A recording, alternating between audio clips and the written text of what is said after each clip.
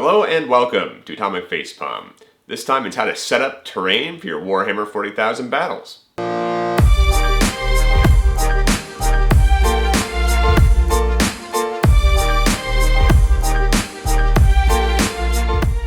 Choose a theme and stick to it. Not literally, because you don't need glue yet. Before you buy terrain, or even if you already have some, choose a simple theme. Don't get too complex quite yet. Resist that urge. What kind of theme? Well, it's totally up to you. But here are some ideas. Forest and greenery. A ruined city. A snowy glacier. An orc settlement. A mountainous area. An active battlefield. A McDonald's parking lot. Calories for the calorie god. Themes are kind of like chocolate. Indisputably terrific. But unlike actual chocolate, a tabletop theme won't stain your favorite shirt. At least I hope it doesn't. You heretical Nurgle worshiper, you. You don't have to choose a theme. Okay, that's true. But your immersion and enjoyment will be increased if you do.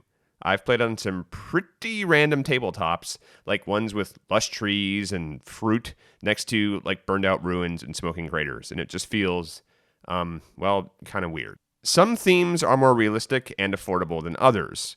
There's a reason most people choose ruins, after all. They're nice, they're easy, and they're pretty effective. But don't get scared away from your own ideas. Explore them, cherish them, cultivate them. In the sage words of Troy McClure, get confident, stupid. To buy or not to buy. Once you've found your thematic soulmate, it's time to put a ring on it. Although, really, a ring might be less expensive.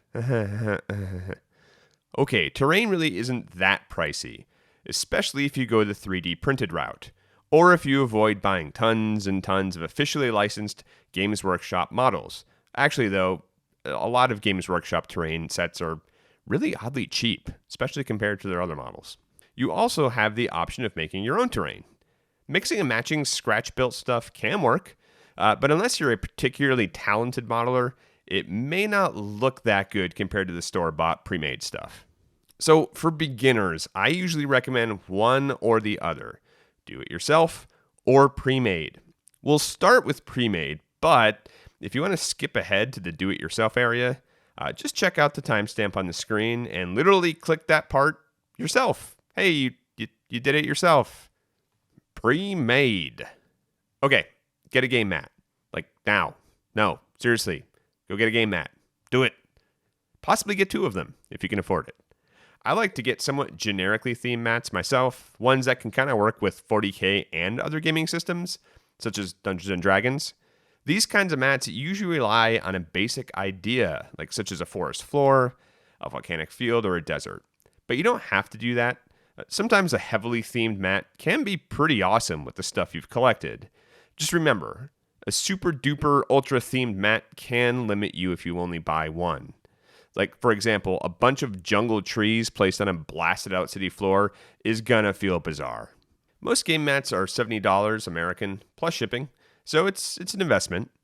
Thankfully, game mats are pretty awesome. They're easy to store, they cushion drop models, and they're simple to transport. Some places to check out that offer good mats, I'd say Frontline Gaming, Table War, GameMat.eu, and again, I'm not affiliated with any of these places, but if they wanted to sponsor me, that'd be pretty cool, because I could always use more mats. Do you care about official Games Workshop models? I do, but I'm kind of a masochist and a perfectionist. Truthfully, I really do prefer actual Warhammer 40k scenery, though. It just matches up so well with all their existing models. It feels right. But I do realize that's not for everyone, and it can send you into bankruptcy if you go crazy bonkers and just load up your cart with nothing but terrain. If you do want to go that route, again, I would err on the side of caution. But you can head over to gamesworkshop.com, click Warhammer 40,000, and then click on their terrain area. Then you can get annoyed because most of it will be out of stock. Next step, throw your PC out the window, proceed onward. Don't really throw your PC out the window. If you don't care about official Games Workshop models, and many of you probably don't, your choices are vast, overwhelmingly vast.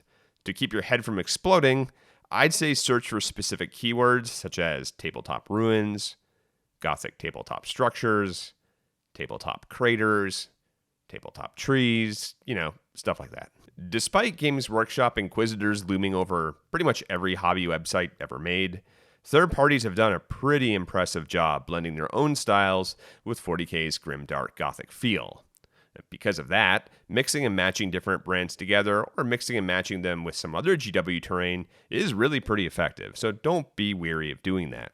I mentioned it before, but if you're really drawing a blank, do what most people do. Buy some Sector Imperialis ruins from Games Workshop, or, the third-party equivalents, and you're pretty much off to the races at that point. One minor consideration. If you buy the Games Workshop stuff, you're going to need to remove them from the sprues using plastic cutters and stick them together with plastic glue, get rid of the mold lines, everything you pretty much do with a normal Games Workshop model. Painting pre-made terrain is a balancing act.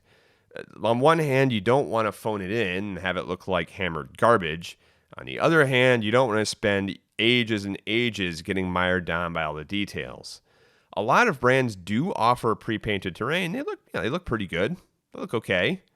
But you'll probably want to buff them up a bit. I've listed some incredibly helpful tutorials by other YouTubers in the video description. Do yourself a favor and give them a watch. Most of my stuff was painted by following their instructions. And, honestly, I don't think it would be fair of me to post this video on painting terrain when really I just used other channels' tutorials to begin with. You gotta give credit where credit is due. Unless it's credit for an actual credit card, and then, screw those guys. Do it yourself. All right. When you do it yourself, that's modeling, Your options range from spray painting old oatmeal containers and tin cans to painstakingly handcrafting lattice work on green stuffed columns. Unless you've made terrain before, or if you've created detailed dioramas or something along those lines, go the basic route. Develop your skills over time. Don't recreate the Emperor's Palace on Terra as your first project. That's just going to be a disaster. Some terrain is always better than no terrain. So don't worry about making everything flawless. Just give it a shot. Get something on the table. It could just be a couple giant rocks. And the good thing about do-it-yourself terrain is you can always make more, or you can just ditch the ones you made in the past and make more after that. Creating terrain, though, is really a subculture all by itself. So rather than taking eons here to go through step-by-step processes, I'm instead going to link some of my favorite YouTubers who focus on that stuff in the video description, again, because that's kind of where I took my inspirations from. Pro tip. For hand-built terrain, don't use expensive paints such as Games Workshop, Army Painter, etc. It's just not worth it. And you'll run out of all that paint almost instantly. Just grab the cheapest stuff you can find online, just basic old acrylic hobby paint. And hardware store spray paints are totally worthwhile here too, especially to save time. Not shown are all the terrain pieces I've thrown out because after years and years of using them, they just kind of got janky, dropped, dirty, and just plain messed up. At one point, a squirrel made a home in one of them. That was neat. Also, some of them were kind of visual nightmares and not in a good way. Fun fact, I once made a Space Marine base out of discarded wood scraps and rubber hoses. It looked exactly like you'd expect. But hey, like I said, you gotta start somewhere.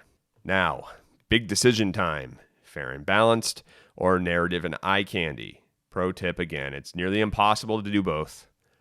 So this is going to be your first truly difficult and frustrating position. Unfortunately, there's just no easy answer. Here are some questions to ask. Do you want to make sure everything is as balanced as possible?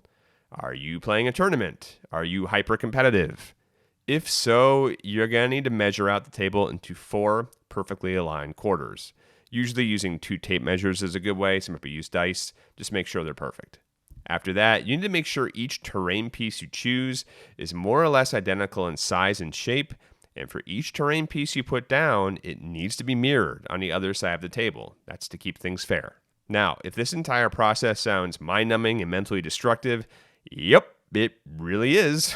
Welcome to Competitive 40K, where dreams go to die. Kidding, mostly, kinda. You can make some decently lavish tabletops this way, but I always ask, is it truly worth it? It's not for me. It might be for you. Build a world, or destroy one. Now that all that pesky prep is out of the way, it's time to drop that terrain on the playing surface. Start with the biggest terrain pieces first. Buildings, ruins, towers, cliffs, or anything similar. If your pet cat is on the table at this point, I recommend carefully removing it. If you use a bunch of terrain, and you really should, if you can, just make sure tanks and vehicles have enough room to go between the majority of them. Otherwise, you're just going to be playing 40k in a parking lot. It's not that much fun. Move along to medium-sized items after this, including stuff like, trees, craters, burned out vehicles, boulders, that kind of stuff. An optional step here, you can toss handfuls of little rocks and gravel at the bases of ruins, boulders, and cliffs, or really much anywhere you want. Something to consider here, some people love the added realism that scattered stone and gravel provides. Other people go absolutely berserk when pretty much all of their dice rolls land on it, and it's always at an awkward cocked angle. So if you don't like that, maybe avoid the stone scatter. If you do decide to use scatter in this way though, I would say consider using a dice tray or another separate area for dice rolling, or just agree that's going to be whichever part of the dice is facing the most. With the majority of the tabletop in place, you can start adding cool little details now, such as discarded weapons, ammo boxes, tires, and of course, Elsamar, the friendly orc. Okay, Elsamar aside, it's fun to add hard-to-see details on the battlefield. A lot of 40k is waiting for the other person to do stuff, so it's kind of enjoyable to include funny little surprises or Easter eggs. At least I think it is. Now, after all that, you're pretty much ready to play. Well, sort of. If you're using objective markers, the official rules will tell you to place them before placing terrain. I personally think that's kind of dumb. I think it's far more fun to put the objectives on key tabletop areas after you've set everything up. Putting them on a vital communications depot, or maybe a fortified bastion, an old relic, or even a model from a rival faction. Before deploying armies, talk to your opponent on each terrain feature and talk about how they're going to work. For example, which ones are going to be obscuring and block line of sight? Which ones are going to provide dense cover? Which ones are light cover? Which ones are heavy cover? What are the footprints of each? By footprints, I mean a little area around them. If your models go all the way in or partially in, and the rules will specify that, what do they do? If you wait to do this until after the game starts, boy, the arguments are going to get pretty heated. I've been a part of that, unfortunately, and it was kind of my own fault. I just didn't think about it. It's oh man, what do we do now? And it's much tougher that way. Luckily, again, it's all easily avoided if you just set up the boundaries and rules before playing. Storage. Treat your terrain like Hollywood divas. Spoil them by storing each one in a nice, safe, out-of-the-way shelf, or cozy them up in a 5-star luxurious resort, which is usually called a plain old Tupperware bin. Just something that has a lid on it. But yeah, you get the idea. Just keep them safe, but don't keep them secret. If you use gravel or stone scatter, make your cleanup easier by picking up a tiny little dustpan and brush. You could also just roll the battle mat up and funnel all the rocky goodness into a big bucket or something, but that can be clumsy, and sometimes in my experiences it falls on the floor. Dusty and cobweb terrain might sound thematic, but unless it's wholly intentional, you don't want that. Once your terrain, and all your other models for that matter, get dirty and cobwebbed, it's a horrible process to try and clean them off, and it just feels like they never really do get all the way clean. So for best results, keep them behind closed doors, glass cases, or, just covered in the previously mentioned plastic bins. Oh, I've also been told that the word bin in the UK means trash. So if you're listening to this and you're in the UK, don't store your models in the trash. Thanks everybody for tuning in. I appreciate it. If you like what you see here, please leave me a comment. Ask what you'd like to see next. This one actually came from someone asking, so hey, you never know. Until next time, good luck, have fun, and thank Elsamar.